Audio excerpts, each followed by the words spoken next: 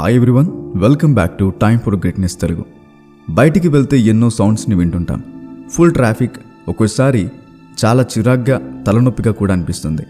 Neck మీద మీరు stress ఎక్కువ పెడుతున్నారా? హెడేక్ ఎక్కువగా వస్తుందా?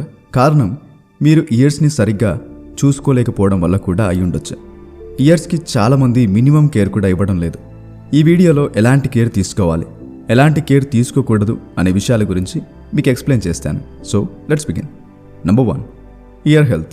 అసలు ఇయర్ హెల్త్ ఎందుకు ఇంపార్టెంట్? చెవులు ఓన్లీ వాయిస్ని వినడానికి మాత్రమే డిజైన్ చేయలేదు. మన చెవులు బ్రెయిన్, నెక్, సైనస్, మౌత్, బోన్స్కి కనెక్ట్ అయి ఉంటాయి. మీరు చెవులకి సరైన కేర్ని తీసుకోపోవడం వల్ల ఇవన్నీ కూడా మిమ్మల్ని ఇబ్బంది పెడుతుంటాయి.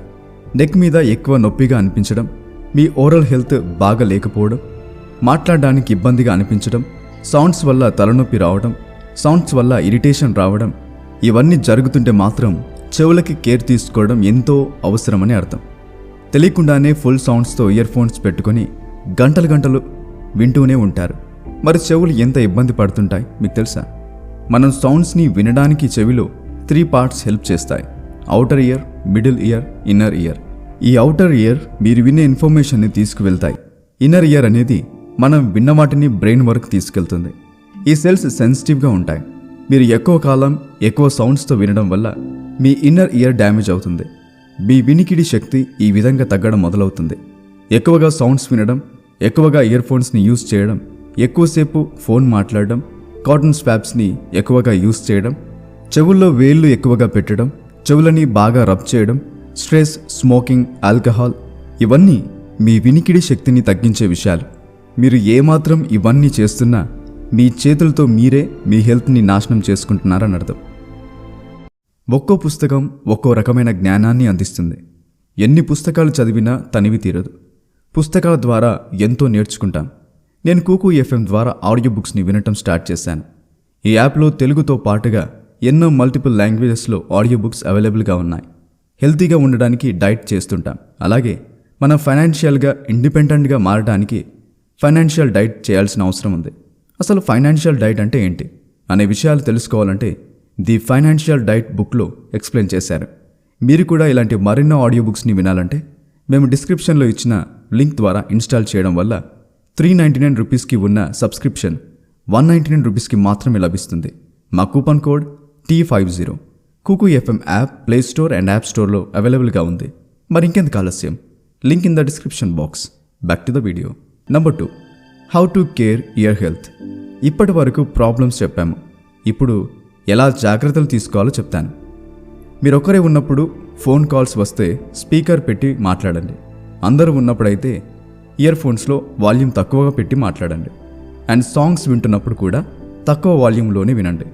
మీరు వర్క్ చేసే వాతావరణం చాలా సౌండ్స్తో ఉన్నట్లయితే ఇయర్ ప్లగ్స్ని వాడండి.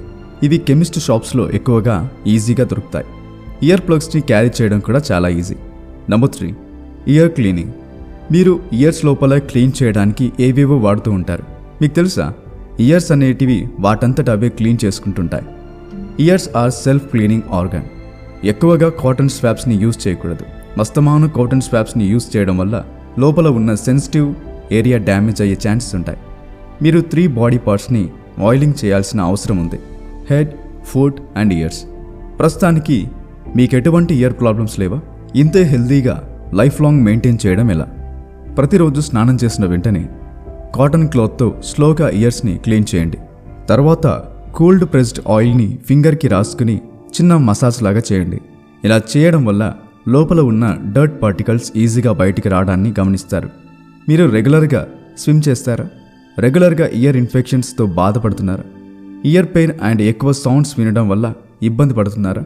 మీకోసం చిన్న tip: 50 ml cooled pressed sesame oil తీసుకొని హీట్ చేసుకోవాలి. అందులో 2 గార్లిక్స్ వేసి ఫ్రై అయ్యే వరకు మరిగించాలి. ఈ ఆయిల్ని వడపోసి చల్లారనివ్వాలి. మీరు నిద్రపోయే ముందు ఈ ఆయిల్లో చిన్న కాటన్ ముంచి చెవిలో 1 సెంటీమీటర్ వరకు మాత్రం తుడవాలి. ఇలా చేయడం వల్ల ఇన్ఫెక్షన్ ప్రాబ్లమ్స్ తగ్గే ఛాన్సెస్ ఉంటాయి. ఎందుకంటే ఈ ఆయిల్ యాంటీ బ్యాక్టీరియల్. కర్ణపూరన్ చాలా సంవత్సరాల నుండి వాడుకలో ఉంది. కర్ణ అంటే చెవి, పురాణ అంటే ఫిల్. చాలా ఈజీ మెథడ్ కూడా.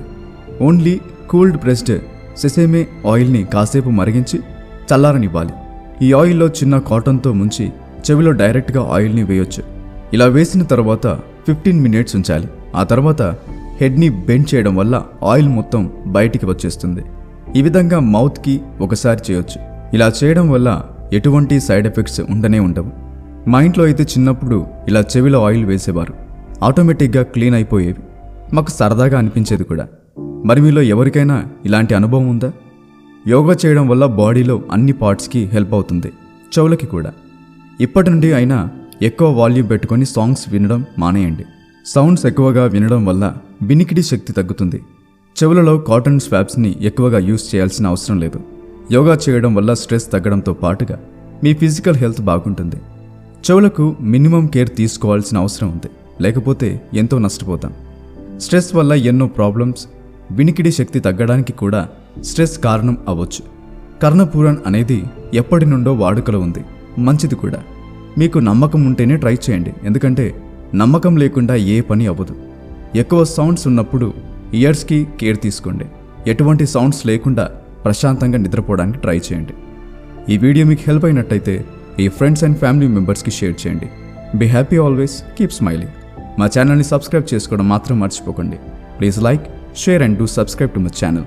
ఇలాంటి మరిన్ని అప్డేట్స్ కోసం డిస్క్రిప్షన్లో ఉన్న మా ఇన్స్టాగ్రామ్ పేజ్ని ఫాలో అవ్వండి. Thanks for watching.